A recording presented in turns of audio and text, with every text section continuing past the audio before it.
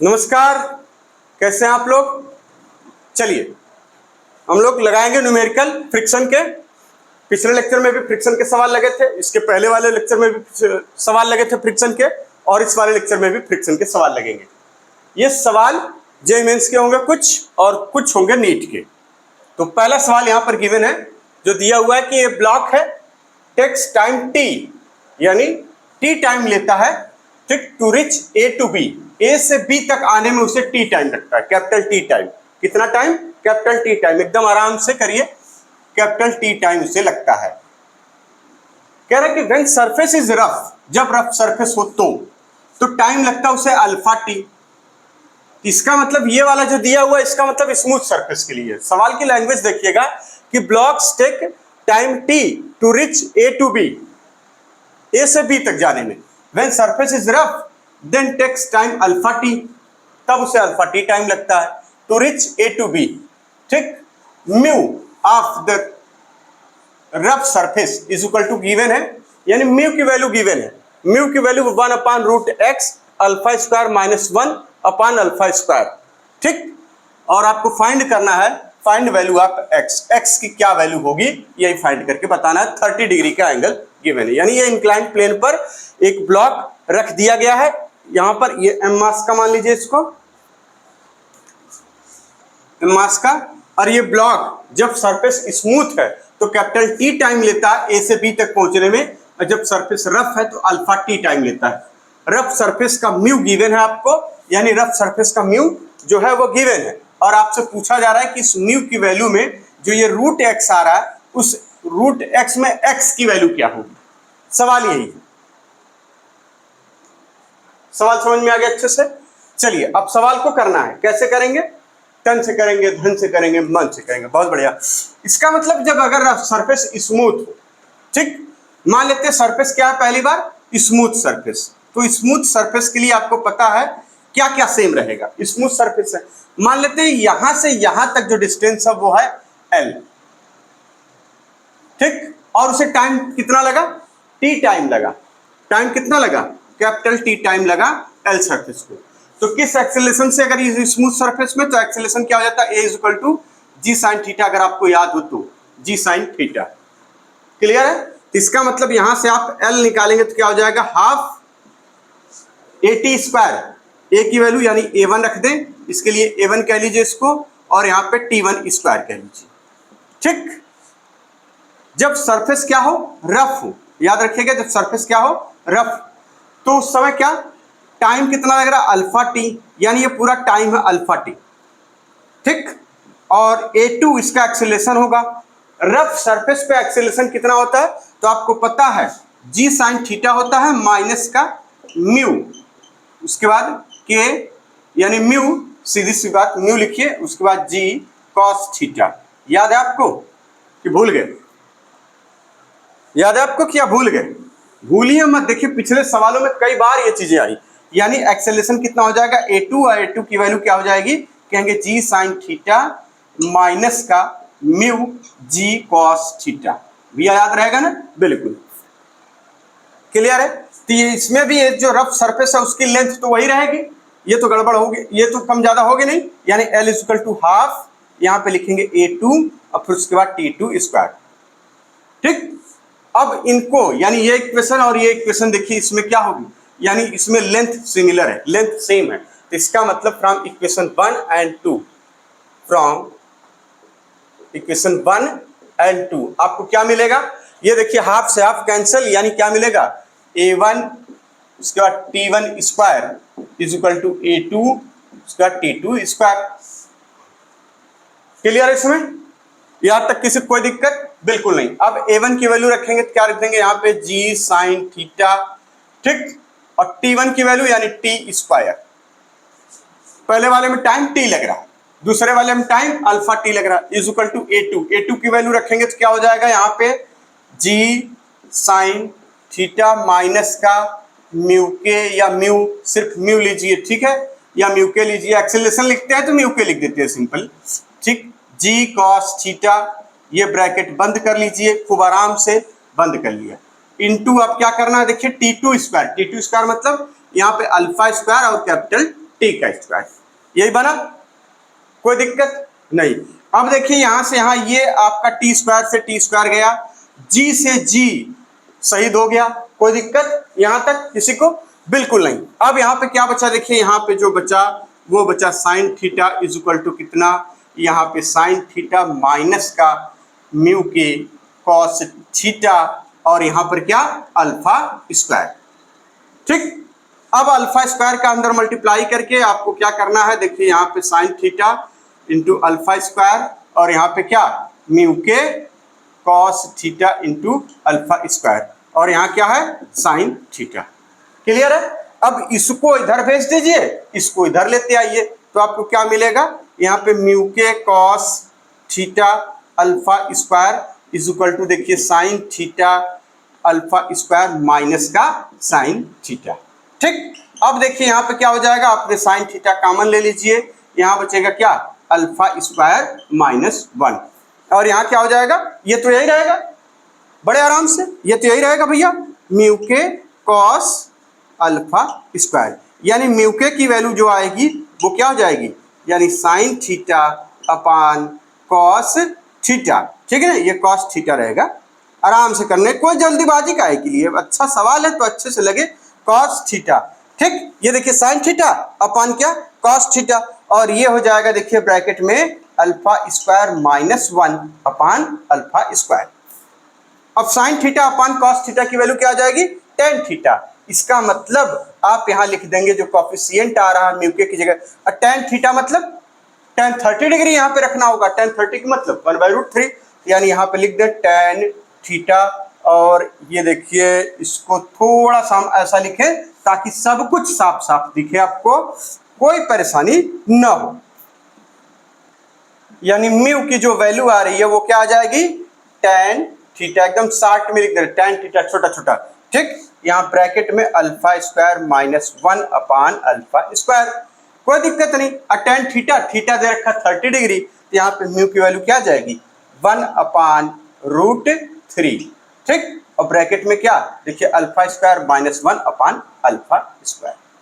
ठीक, एकदम आराम से दिख रहा है सब कुछ, एकदम साफ साफ।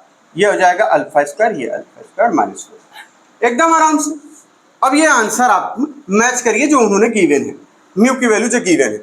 अब यहां पर देखिए यहाँ उन्होंने क्या लिखा है, √x, इसका मतलब ये x की वैल्यू क्या हो जाएगी, 3 हो जाएगी। इसका मतलब x की वैल्यू क्या हो गई, यहाँ पे x इज इक्वल टू 3, यही हमसे पूछा गया था सवाल, x इज इक्वल टू 3। कितना बढ़िया सवाल है, बहुत बढ़िया सवाल है, इसमें कुछ नहीं करना था, सिर्फ और सिर्फ आपको क्या वो वाली इक्वेशन यूज कर रही थी, s is equal to ut plus half at square. वहां पर रफ सरफेस होगा तो एक्सीलरेशन अलग, और यहां पर जब स्मूथ सरफेस है तो एक्सीलरेशन अलग और टाइम अलग, यानी इसमें टाइम अलग एक्सीलरेशन अलग, जब रफ सरफेस है तो टाइम अलग एक्सीलरेशन अलग। ये है देखिए टाइम, ये क्या है टाइम, और ये एक्सीलरेशन, ये टाइम और ये एक्सीलरेशन, सिर्फ इतना सा काम करना था। तो यहां से हम क्या निकलेंगे, हाफ a1t1 स्क्वायर, यहाँ पे हाफ a2t2 स्क्वायर। अब इन दोनों को हम इक्वल कर सकते हैं बिल्कुल, क्योंकि दोनों लेंथ है, दोनों में सेम डिस्टेंस चली जा रही है। इसका मतलब यानी ये जो हाफ a1t1 स्क्वायर है, यहाँ पे हाफ a2t2 स्क्वायर, इसको इक्वल किया तो देखिए ये मिल गया। अब यहाँ पे आप इक्वेशन बना लेंगे बड़े आराम से। ठीक, तो इस सवाल को यहां तक किया गया, फिर उसके बाद देखिए ये यहां से किया जा रहा है, ये यहां से, फिर उसके बाद ये आंसर आ जा रहा है। इसको नोट करिए, फिर अगले सवाल पर चलते हैं। बड़ा अच्छा सवाल है ये, नोट कर लीजिए इसको। चलिए अगला सवाल है नीट का, ये नीट एग्जाम में पूछा गया सवाल है। कहा जा रहा है कि एक प्लैंक है, ठीक, इसको उठाया जा रहा है एक सिरे से, इसको है ना, एक ब्लॉक एमआस का रख के इसको एक सिरे से उठाया जा रहा है, और जब एंगल 30 डिग्री हो जाता है तो ये ब्लॉक जो है इस पर स्लिप करता है, रफ सरफेस है जो है वो रफ है। ये गिवन है आपको, नीट का एक सवाल है, हमने इसको शॉर्ट फॉर्म में कर लिया है। यानी at an angle 30 degree block will start slide down, यानी ब्लॉक क्या कर रहा है, स्लाइड करना शुरू कर दे रहा है, स्लाइड स्लिप करना शुरू कर रहा है, और स्लाइड कर रहा है 4 मीटर इन 4 सेकेंड में, यानी 4 मीटर 4 सेकंड में ये स्लाइड करता है। ठीक, अलोंग द प्लैंक के अलोंग। फाइंड करना आपको coefficient of static and kinetic friction, ये नीट का सवाल है। चलिए करके दिखाइए इसको बड़े आराम से। ये नीट का सवाल है। ये सरफेस रफ है, इसलिए आपको काइनेटिक और इसका दोनों का फ्रिक्शन आपको चाहिए। ये सरफेस रफ है, याद रहे, ठीक। कोई दिक्कत? 4 मीटर 4 सेकंड में वो चलता है। तो कैसे करेंगे? यानी इसका मतलब 4 मीटर 4 सेकंड का मतलब यानी कौन सा फॉर्मूला इस्तेमाल हो रहा है? S = ½ AT²। यही तो। और उन्होंने कहा कि यानी एक्सीलरेशन क्या होगा इसका? एक्सीलरेशन आपको पता है, रफ सरफेस पे एक्सीलरेशन जो होता है वो होता है g sin थीटा माइनस का यहाँ पे म्यू के, काइनेटिक फ्रिक्शन म्यू के, उसका g cos थीटा। जब आप म्यू के निकाल लेंगे यहां से, ठीक, ये म्यू के जब आप फाइंड कर लेंगे तो म्यू एस की वैल्यू क्या होती है? यानी mu S is greater than mu के, थोड़ा सा अधिक रहेगी और वो वाला ऑप्शन आप चूज कर सकते हैं। तो कैसे करेंगे?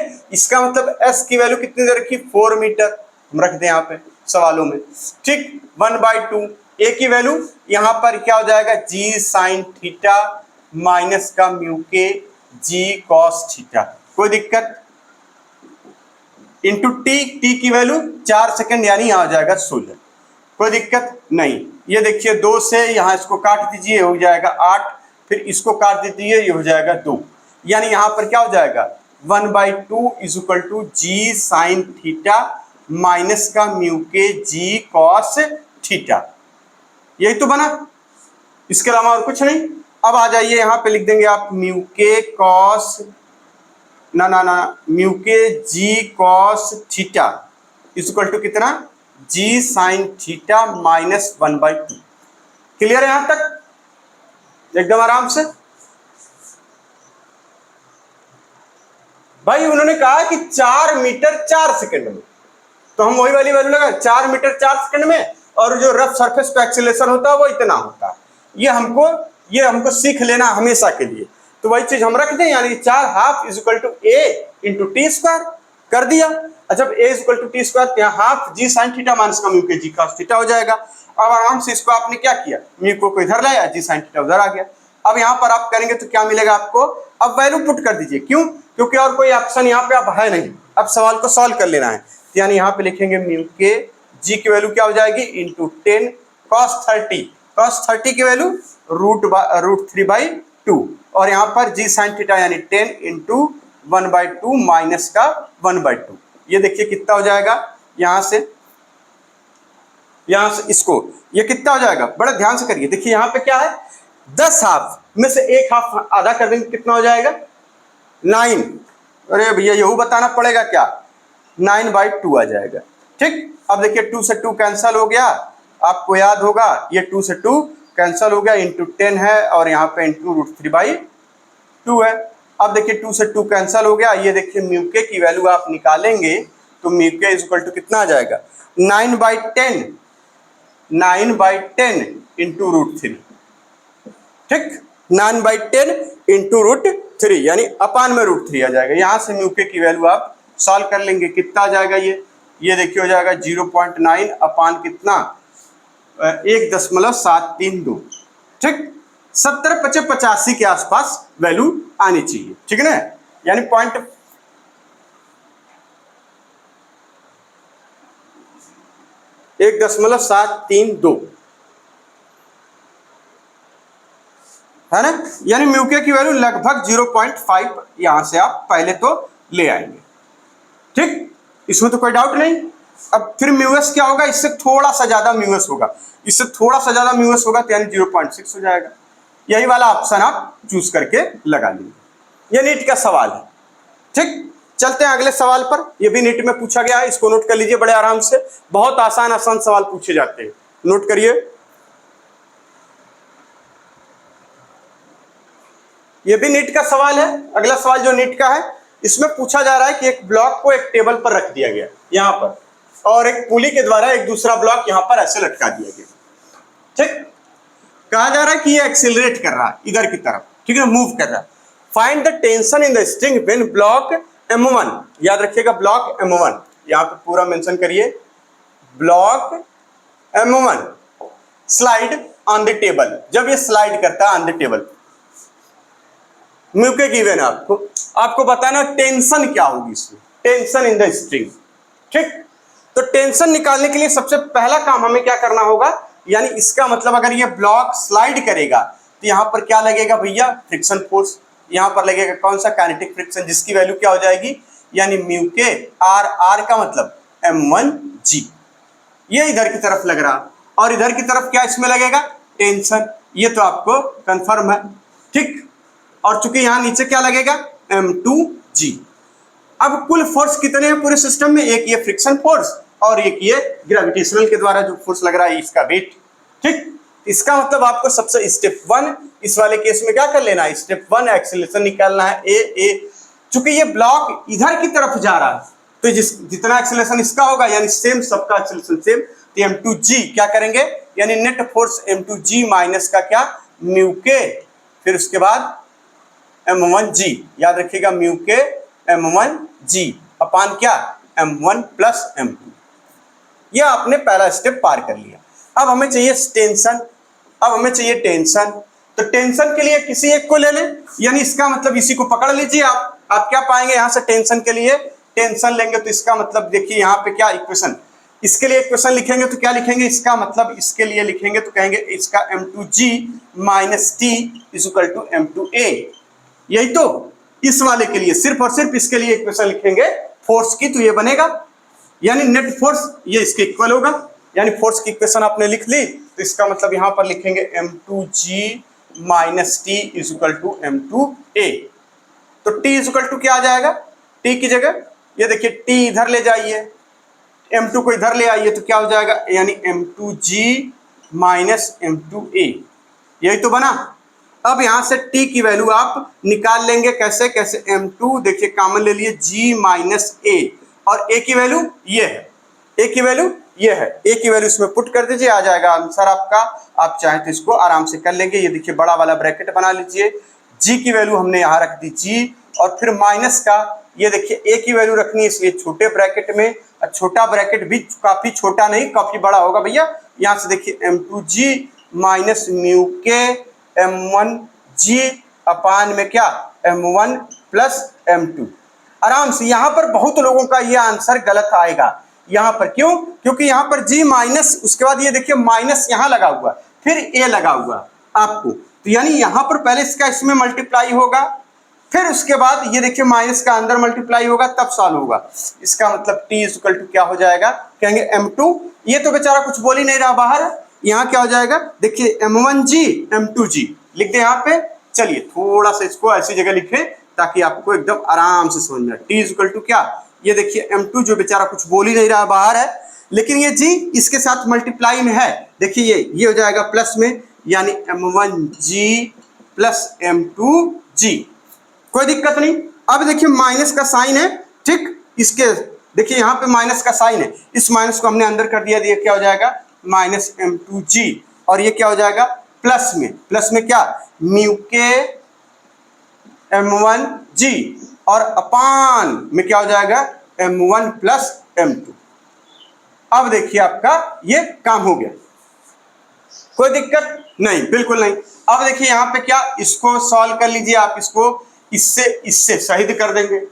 m1 देखिए m1g पूरा कॉमन ले लेंगे तो t इक्वल टू क्या आ जाएगा, m1 m2 और उसके बाद देखिए चलिए पहले इक्वेशन लिखना आ जाए तब फिर कॉमन आमन की बात करेंगे।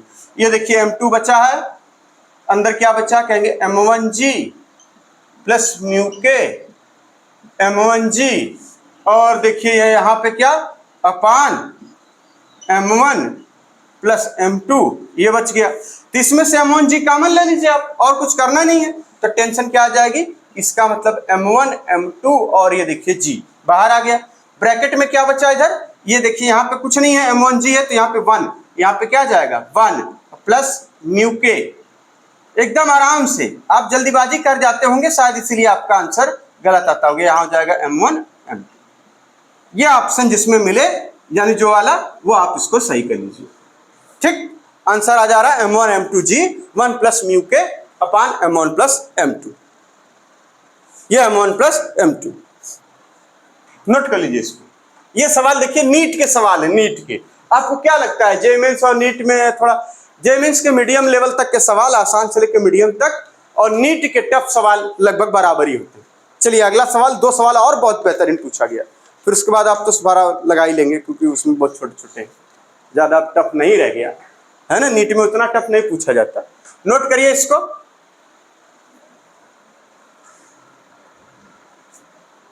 चलिए अगला सवाल है, ये प्राचीन काल में पूछा गया था। प्राचीन काल का मतलब वही 87-86 की बात है और उससे पहले की बात है। नीट का सवाल है, बड़ा अच्छा। और आजकल ये मॉडर्न कल्चर में पूछा जा रहा है, यानी जेईई मेंस में इस तरीके के सवाल पूछे गए थे अभी 2023 में 22 में, और ये देखिए नीट में बहुत पहले ही आ गया है। तो नीट ऐसा ऐसा मत समझिए, सवाल बहुत उम्दा किस्म के सवाल नीट में पूछे गए थे।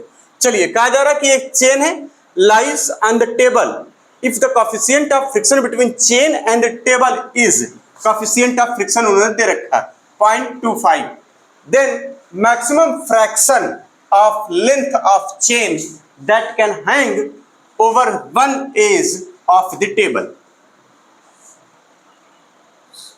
बहुत लोगों को सवाल है, नहीं समझ में आया होता है, कोई बड़ी बात नहीं है, सब होता है, इससे तो लगा रहेगा।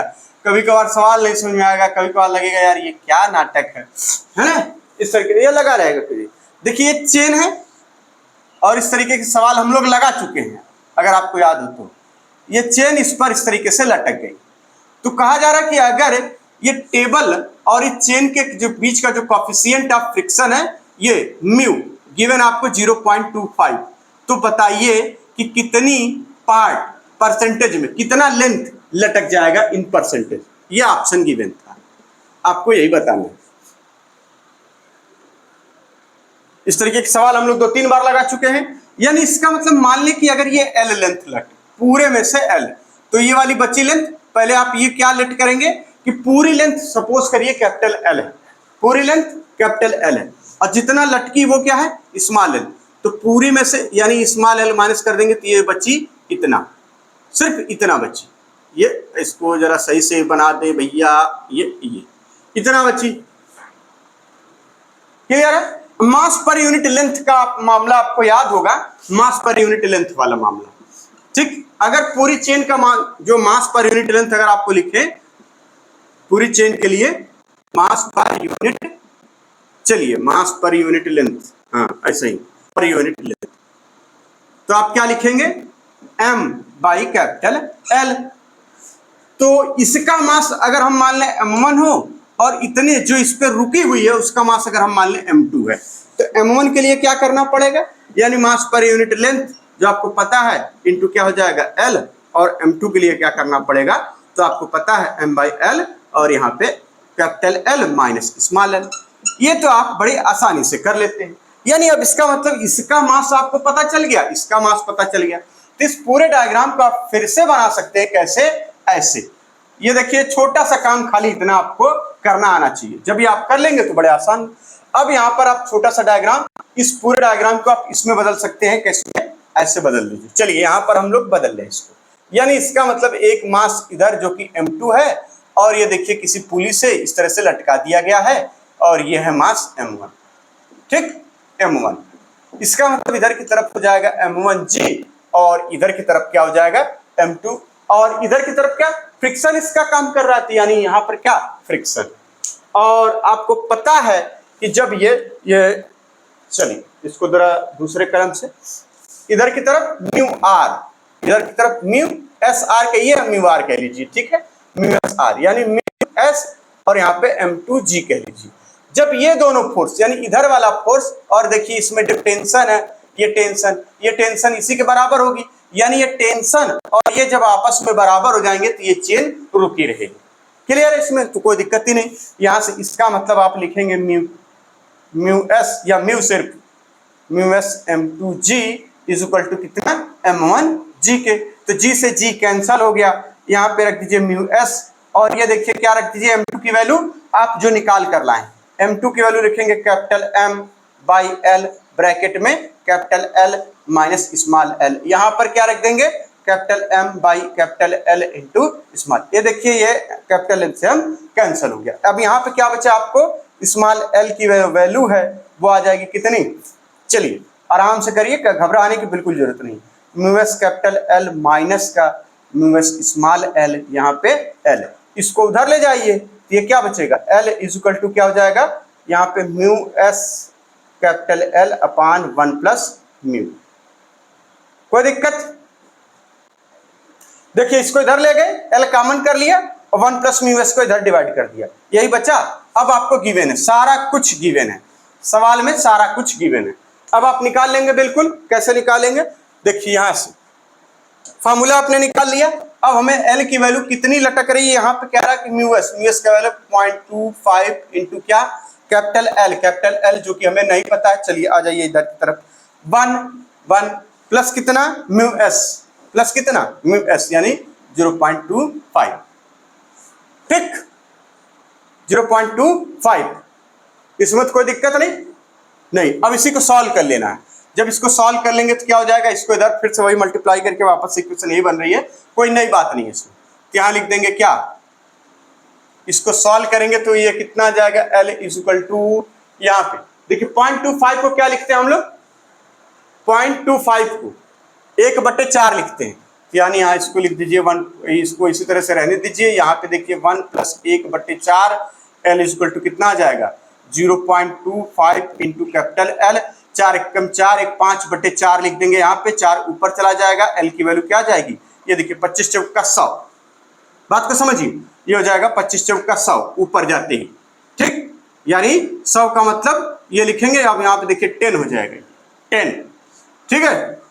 ओ 100 में 2 अंक बाद 10 खुले, यानी 1 बचेगा, कुछ नहीं भाई। ये देखिए जब ये जाएगा तो ये हो जाएगा इंटू L अपान कितना 5, यानी L की वैल्यू कितनी हो जाएगी L/5, एकदम बेसिक से हमने बता दिया। इसको परसेंटेज में तो कितना परसेंट है ये भाई, अगर ये 5वां हिस्सा है, पूरी लेंथ का 5वां हिस्सा लटक रहा है तो कितना परसेंट लटक रहा है, 20%। जाहिर सी बात है, पूरी लेंथ का कितना परसेंट, 5वां हिस्सा लटक रहा है, तो परसेंटेज में इसको बदलना है। आप चूंकि बहुत छोटी छोटी मैथ जानने की जरूरत है तो ये लीजिए L इंटू 100 कर दीजिए, यहाँ पे हो जाएगा परसेंटेज में, इसको काट दीजिए, कितना हिस्सा आ जाएगा परसेंटेज में 20%, कितना आ जाएगा ये देखिए 20% हिस्सा इसका, 20% ऑफ L जो है वो लटक रहा है, कितना 20%, समझ में आ गई बात, कितना आ जाएगा 20% ऑफ लेंथ कैपिटल L वो लटक रहा है। ये सवाल बड़ा पुराना था, बड़ा अच्छा सवाल। कितने लोग यहीं से कंफ्यूज हो जाएंगे कि ये तो ठीक है, ये तो बेसिक है, तो पहले भी हम लोग निकाल चुके हैं कई बार, ये तो हमने निकाल लिया। फिर इसका सवाल को मिली यहीं से करना था कि L is equal to mu S L होता है 1 प्लस म्यू एस होता है। यहाँ पर म्यू की वैल्यू रख दी, यहाँ पर ये कर लिया, यहाँ पे देखिए 0.5 को 1/4 कर दिया, और जैसे ही 1/4 किया 0.25 को, और यहाँ पर हमने इसको मल्टीप्लाई, इसमें ये वाले पार्ट को 1 प्लस 1/4 क्या आ जाएगा 5/4, इस 4 को ऊपर ले आके मल्टीप्लाई कर दिया, देखिए 25 चौका 100, 2 अंक बाद 10 लगा, L बचा, और इसका मतलब L/5 आ गया। L/5 का मतलब कितना परसेंट है, किसी चीज का 5वां हिस्सा, यानी किसी चीज का 5वां, अगर पूरी लेंथ 100 है तो 100 का 5वां हिस्सा कितना बचेगा भैया 20, 100 का 5वां हिस्सा कितना आएगा 20, 20 25 100 होता है। अगर यहाँ पे 4 आता तो यानी 100 का चौथा हिस्सा 25, 100 का 6वां हिस्सा, 7वां हिस्सा, 2/3 हिस्सा, चाहे जितना आता है उसको परसेंटेज में हम कन्वर्ट कर लेते, ठीक। तो इसको नोट करिए अच्छे से, फिर अगले सवाल पर चलते हैं। चलिए अगला सवाल है कि देखिए एक 45 डिग्री का इंक्लाइन प्लेन है, इस पे एक ब्लॉक यहाँ ए सिरे पर रख दिया गया, और जब ये सरफेस स्मूथ है तो ये टाइम लेता है यहाँ तक पहुंचने में, यानी बी तक पहुंचने में टाइम लगता है उसको T1। जब ये सरफेस रफ है तब ए से बी तक पहुंचने में उसे लगता है टाइम 2T1, यानी 2T लिख दीजिए, इसको T1 नहीं बल्कि 2T, ठीक। ए से बी तक पहुंचने में 2T लगता है, यहाँ पे T टाइम लगता है, यहाँ पे 2T टाइम लगता है रफ सरफेस पे। तो फाइंड म्यू पूछा गया है, रफ सरफेस का म्यू कितना होगा, coefficient of friction of the rough surface. तो इस तरीके के सवाल जेईई में भी मिले थे, अब देखिए नीट में भी मिल रहे हैं, तो सवाल लगभग समान होते हैं, जेईई के मीडियम लेवल के सवाल तक आप लगाइए, कोई दिक्कत नहीं, ठीक है। तो इसको कैसे करेंगे तो आपको पता ही होगा, इसके लिए क्या इक्वेशन थी, अभी हम लोग को याद होगा कि A1T1 square is equal to A2 square. Smooth surface के लिए आपको पता है A1 की वैल्यू A2 की वैल्यू, स्मूथ के लिए आपको पता है, स्मूथ के लिए हो जाती है A1 इज इक्वल टू क्या होता है अभी स्मूथ के लिए जी साइन थीटा। लेकिन जब रफ सरफेस होता है तो उसके लिए जो A2 की वैल्यू होती है वो क्या होती है, जी साइन थीटा माइनस का म्यू और यहाँ पे कितना जी कॉस थीटा।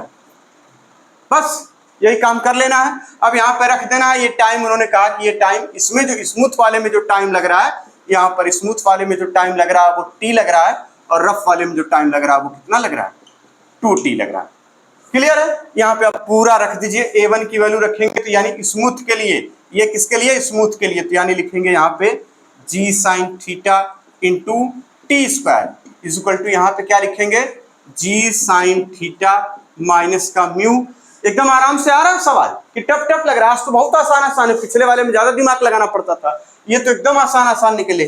ठीक है ना, ये नीट वाले हैं इसलिए आसान है। जी कॉस थीटा एक ब्रैकेट में बंद, और देखिए यहाँ पे कह रहा है कि T2 का स्क्वायर, और T2 की वैल्यू कितनी है, ये देखिए 2T है, तो इसका मतलब 2T का होल स्क्वायर, और 2T का होल स्क्वायर करेंगे तो कितना आ जाएगा, 4 इंटू टी स्क्वायर, और टी स्क्वायर से देखिए टी स्क्वायर कैंसिल हो गया।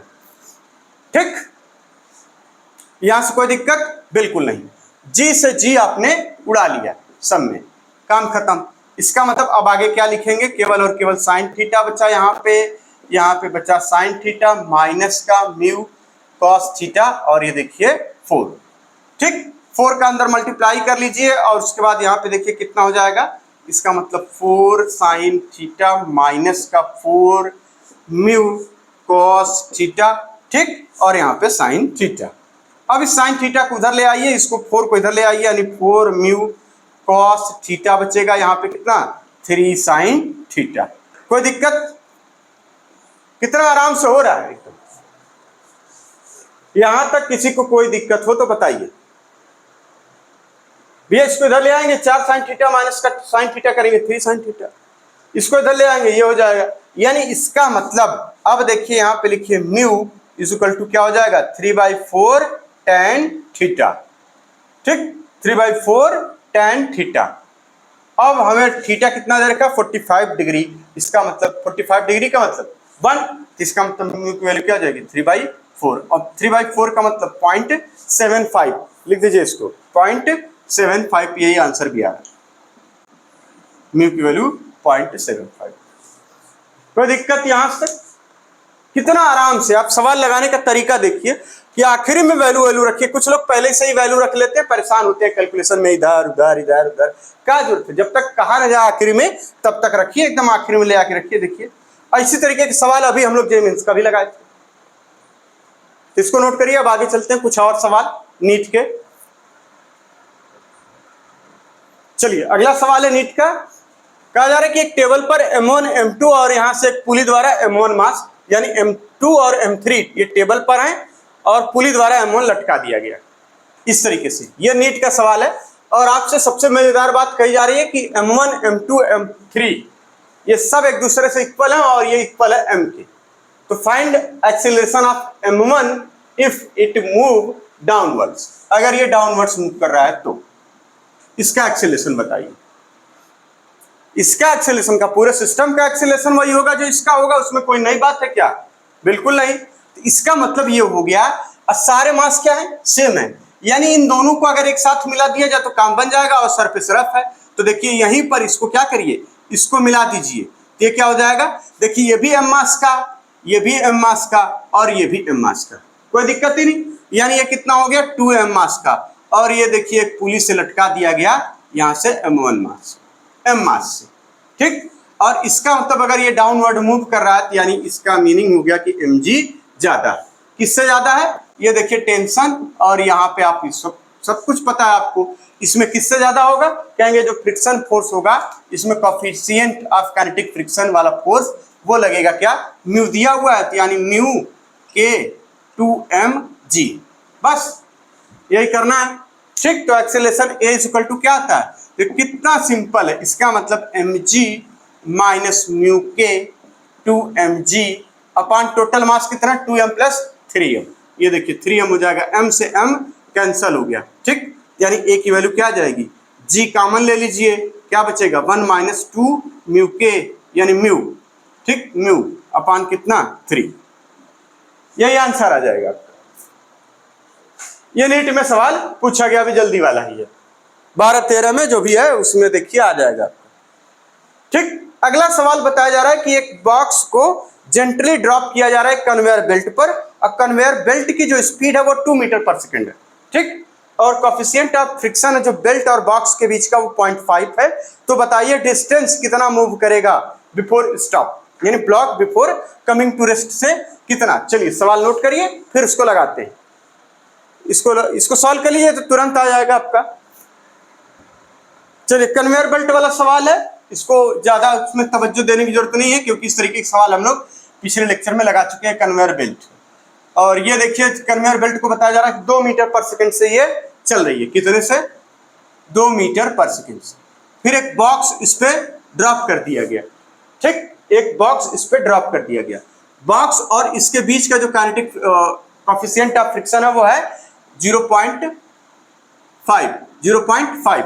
ठीक, तो वही आपको कह रहा है कि find distance move by the block before coming to rest. आपको क्या करना है इस एग्जांपल में, फाइंड करना है डिस्टेंस, फाइंड डिस्टेंस। ठीक, मूव बाय द ब्लॉक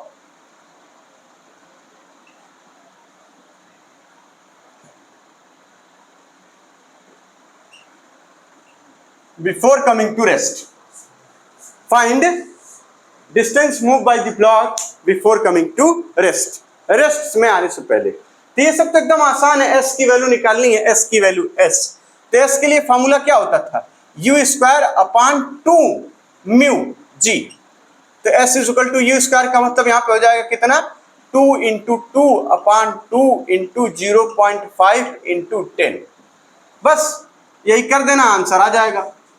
ठीक, तो एस की वैल्यू क्या आ जाएगी, ये देखिए ये सब गया, इससे गया, और क्या जाएगा, ये इससे गया, ये कितना आ जाएगा 5, और ये करेंगे तो ये हो जाएगा 0.5, मतलब आप इसको सॉल्व करेंगे कितना आ रहा आंसर, 0.4। ठीक है, 0.4 आ रहा आंसर, करके देखिए कितना आ रहा है, 0.4 मीटर, यही आएगा। अगले सवाल में कहा जा रहा है, ये सवाल थोड़ा सा अच्छा है, एक बस बनाई गई है कार टाइप कुछ, और उस पे है, ये नोट करिए, फिर आगे चलते हैं। चलिए अगले सवाल में, ये नीट का सवाल है, कहा जा रहा है कि एक कार है या फिर कार्ट है, इस तरीके से एक्सीलरेट कर रही है। ठीक, और एक एम मास का ब्लॉक इस पे इस तरह से रुक जा रहा है, एम मास का ब्लॉक इसके सामने, ये म्यू सरफेस है, म्यू है, म्यू ये कोफिशिएंट ऑफ फ्रिक्शन इसके बीच का म्यू है, तो ये इस तरीके से रुका हुआ है, इतना एक्सीलरेट कर रही है कि वो रुका हुआ है। ठीक है, तो कहा जा रहा है कि एक्सीलरेशन ए कितना होना चाहिए कार का, that will prevent the block from falling, यानी एक्सीलरेशन कितना हो ताकि ये ब्लॉक नीचे न स्लाइड करे या नीचे न गिरे। इसके लिए ऑप्शन दिए हुए, ए इतना हो, इतना हो, इतना हो, इतना हो, कौन सा ऑप्शन, चारों ऑप्शन आप पढ़िए और सवाल को लगाइए। ठीक, तो चलिए इसका मतलब यहाँ पे एक स्यूडो फोर्स काम करेगा जो इधर की तरफ काम करेगा। अब यहां पर अगर आप इसका बीडी बनाएंगे तो ये एम मास का है।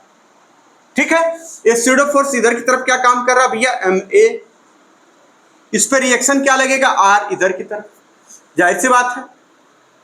चलिए यहां पर फ्रिक्शन फोर्स लगेगा और यहां क्या लगेगा, एम जी लगेगा इसका। ठीक, इसका मतलब जो F इक्वल टू क्या आ जाएगा, कहेंगे एम जी। अच्छा, दूसरी चीज F और क्या होता है, म्यू एम जी, यानी F इक्वल टू 1 मिनट, यहाँ पे म्यू आर ये भी तो होता है F। तो अगली कहानी क्या हो जाएगी, इसका मतलब F equal to also mu और R। अब R यहाँ क्या है, R इक्वल टू देखिए यहाँ पे क्या है, कहेंगे एम ए के बराबर स्यूडो फोर्स, इसका मतलब यहाँ रख दे R एम ए के बराबर, यानी क्या हो जाएगा एम ए। चलिए एक बार R लिखा, फिर अगली कहानी में अगेन म्यू एम ए। अब इक्वेशन 1 और जरा इक्वेशन 2 से देख लीजिए, एकदम आसान सा सवाल पूछा गया था, बहुत लोग काहे दिमाग लगाएं, जो चीज है नहीं वो नहीं लगाना चाहिए। यहाँ क्या हो जाएगा, यानी एम जी इक्वल टू क्या, कहेंगे म्यू एम ए। ये देखिए ए से ए कैंसल, ए की वैल्यू क्या आ जाएगी, ए की वैल्यू आ जाएगी कितनी, g by mu, g by mu. यानी एक्सेलेरेशन कम से कम इतना हो या फिर इससे ज्यादा हो तो ब्लॉक क्या होगा, गिरेगा नहीं, जी बाई म्यू से ठीक, ये देखिए ऑप्शन क्या हो जाएगा आपका, ऑप्शन हो जाएगा इसमें ये वाला, ठीक है ना, ऑप्शन हो जाएगा सी वाला, ये वाला ऑप्शन आपका सही हो जाएगा। अगला सवाल है इसी तरीके से, इसको नोट करिए, अगले सवाल पर चलते हैं। ठीक, ये नीट के सवाल पूछे गए बड़े आसान आसान। चलिए अगला सवाल ये भी नीट का पूछा गया है, कहा जा रहा है कि ये पूरा सवाल जब आप लैंग्वेज पढ़ेंगे तो इसमें से निकल के आ रहा है कि एम मास का जो ब्लॉक है वो रफ सरफेस पर यहां पर ये मूव कर रहा है v वेलोसिटी से। ठीक, और मतलब ये v वेलोसिटी से, जब आप वेलोसिटी का ऑब्जर्व कर रहे हैं तो v है इसकी इनिशियली, और ये धीरे धीरे रेस्ट में आ जा रहा है, धीरे धीरे क्या आ जा रहा है, यहाँ पे रेस्ट में आ जा रहा है, ये रेस्ट में आ जा रहा है। पूरी लैंग्वेज पढ़ेंगे तो यही आ रहा है इसमें से। ठीक, तो कहा जा रहा है find time in which block come to rest, कितने समय में ब्लॉक रेस्ट में आ जाएगा। ठीक, कितने समय में ब्लॉक रेस्ट में आ जाएगा, इसका मतलब इस पे एक रिटार्डेशन काम करेगा, और retardation A is equal to क्या होता है, म्यू जी, याद होगा मैक्सिमम। अगर आपको पता हो ए की वैल्यू, देखिए कैसे निकालते थे, ये अगर ये एक्सेलरेट कर रहा है या फिर डी एक्सेलरेट कर रहा है, आप ये समझिए इस बात को, एक्सेलरेट या निगेटिव एक्सेलरेशन कह लीजिए इसको, तो आप क्या समझते हैं इसको, यानी इसका मतलब ये इधर की तरफ कोई, ये इधर की तरफ, और कोई फोर्स तो है नहीं, इसके अलावा अप्लाइड फोर्स वगैरह तो है नहीं, यानी यही काम करेगा इस पे, यानी म्यू, और यहाँ पे आर, आर की जगह क्या रख देंगे म्यू, आर की जगह m g is equal to कितना एम ए, तो देखिए एम से m cancel, a is equal to mu g. यही यहाँ पे क्या हो जाएगा, इसका निगेटिव टाइम्स क्या हो जाएगा, रिटार्डेशन। तो रिटार्डेशन जब आपको पता चल गया तो v इज इक्वल टू क्या हो जाएगा, u प्लस ए टी, यही चाहिए हमें। v क्या करना, फाइनल वेलोसिटी जीरो कर देना, इनिशियल कितना v लिया गया, ये देखिए जीरो, v कर दीजिए प्लस a की value mu G into T कर दीजिए, t की वैल्यू क्या आ जाएगी यहां से v अपान म्यू जी। ठीक, v अपान म्यू जी, प्लस माइनस वाला हिसाब अपना सेट कर लीजिएगा, इसमें कोई दिक्कत नहीं, ठीक है ना, टाइम नेगेटिव नहीं होता। आगे चलते हैं, क्या हो जाएगा v अपान म्यू जी। अगले सवाल में, अगला सवाल इनका है नीट का, कह रहे हैं कि ये बताइए, इसको नोट करिए फिर अगले सवाल पर चलते हैं। क्या गिरा हो हैं, कहां से आ गया, चलिए अच्छा कोई बात नहीं, इसको इधर रख दे रहे हैं। फटाफट सवाल एकदम लगाने, नीट देखिए, नीट जे मेंस लगाने से कितना फायदा है कि नीट के सवालों में कोई जाने नहीं बच रही है, ऐसा लग रहा है, वरना आप इसी में जूझते रहते। कहा जा रहा है कि एक टेबल पर एक ब्लॉक रखा हुआ है, ये 2 किलोग्राम का, और ये यहां से एक पुली लगा के फिर इसमें लटका दिया गया कितना, एम मास का, एम मास का।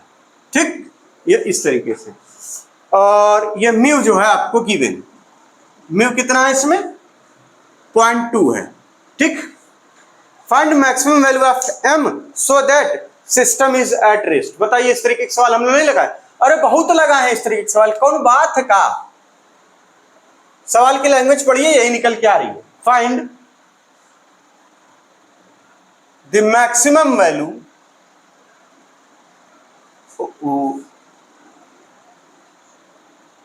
ऑफ m so that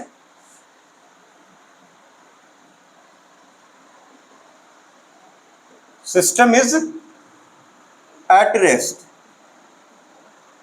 नहीं लगा लेंगे, बिल्कुल आराम से लगा लेंगे, काहे नहीं लगा लेंगे, कैसे, जब ये इसका mg इसके म्यू और किससे कहेंगे ये 2g से बराबर हो जाए, यही तो इसका मतलब ये कितने सेकंड का काम है, ये देखिए सीधे सीधे वैल्यू रखिए 0.2 इंटू 2 इंटू 10 बराबर m इंटू कितना 10, ये देखिए 10 से 10 गया, m की वैल्यू कितनी आ जाएगी 0.4 kg। एक लाइन का सवाल 0.4 kg। अगला सवाल इसी तरह से कह रहे हैं कि यहाँ पे देखिए, अब वही है, सवालों का केवल अब वो कीमा निकाल रहे हैं, और सवाल है थोड़ी नीट में। कहा जा रहा है कि एक ट्रक है और ये किस तरह से ऐसे चल रही है, ये ऐसे देख रहे हैं आप, देख के खाली डर जाएंगे, ऐसे ये चल रहा है ऐसे, ठीक ऐसे। इस पर जो ये मास एम मास का यहाँ पे धीरे से आके रखा गया या रखा पहले से, 0 सवाल पढ़िएगा समझ में आइए 1 kg का है, ठीक। और जो है एक्सेलरेशन है इधर की तरफ a = 5 मीटर पर सेकेंड स्क्वायर है, ठीक है। कह रहा find friction force on the block, friction force बताइए ब्लॉक पर कितना लगेगा। Find the friction force on the block. क्या सवाल है ये, क्या सवाल है ये, सवाल यही है। पूरी लैंग्वेज पढ़ेंगे तो सवाल यही निकल कर आएगा, ठीक। इसका मतलब देखिए पूरा सिस्टम ये जो है, ये जब ब्लॉक पे नजर डालेंगे तो भैया ये भी तो इसी एक्सेलरेशन से आगे की तरफ जाएगा। ये जो 1 kg है ये इधर की तरफ a, ठीक, ये भी इसी से जाएगा। और ये जब जाएगा तो इसका मतलब यहां पर ये क्या है, इसको रोक के रखा हुआ है कौन सा, म्यू आर। अब म्यू आर का मतलब यानी यही इसको रोक के रखा हुआ, म्यू आर का मतलब यहाँ पे क्या हो जाएगा, यहाँ पे म्यू आर, ठीक। और यहां पर जब इसका मतलब अप्लाइड फोर्स कितना लग रहा है इससे ये भी पता चल जाएगा, तो फ्रिक्शन फोर्स नहीं निकाल लेंगे। तो यहां पर जब ये a = कितना 5 मीटर पर सेकेंड, तो इस पर जो अप्लाइड फोर्स है पहले वो काउंट करेंगे, सबसे पहला काम वही काउंट करेंगे। वहां क्या हो जाएगा 1 × 5 यानी ये हो जाएगा F = 5 न्यूटन, ये अप्लाइड फोर्स आ गया। और जब ये म्यूएस और आर करेंगे तो ये क्या निकल के आता है, अगर ये म्यू आर करेंगे तो क्या निकल के आता है, ये कहेंगे ये मैक्सिमम वैल्यू निकल के आती है, फ्रिक्शन फोर्स की मैक्सिमम वैल्यू। तो आपसे क्या पूछा गया, फ्रिक्शन फोर्स पूछा गया और ब्लॉक रेस्ट में रहे तो आ जाएगा 5 न्यूटन। इस पर दिमाग मत लगाइए, सिर्फ और सिर्फ इस पर लगा दीजिए, आंसर आ जाएगा, ठीक। इसी तरह से अगला सवाल कहा जा रहा है इसमें, यह भी बहुत छोटा सा सवाल है।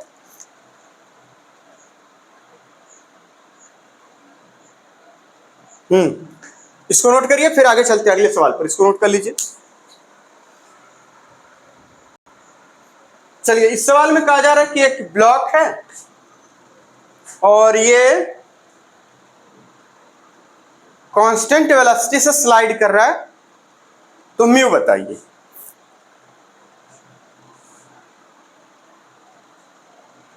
अच्छा ये वाली बात, इस सवाल में ये है, सवाल की पूरी लैंग्वेज पढ़ेंगे तो आपको ये निकल कर आएगा। एक ब्लॉक है रफ इंक्लाइन प्लेन पर यहां रखा हुआ, ठीक। तो कहा जा रहा है कि बताइए म्यू क्या होगा, ठीक है।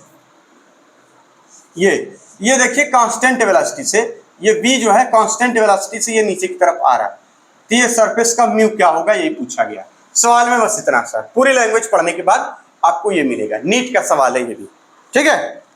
चलिए इसका मतलब यानी कांस्टेंट वेलोसिटी का मतलब एक्सेलरेशन 0, और एक्सेलरेशन क्या होता है रफ इंक्लाइन प्लेन पर, आपको पता है रफ इंक्लाइन प्लेन पर a = होता है g sin थीटा माइनस का म्यू, और उसके बाद k या k म्यू k कह लीजिए या म्यू सिर्फ कह लीजिए, कोई दिक्कत नहीं, g cos थीटा यही होता है।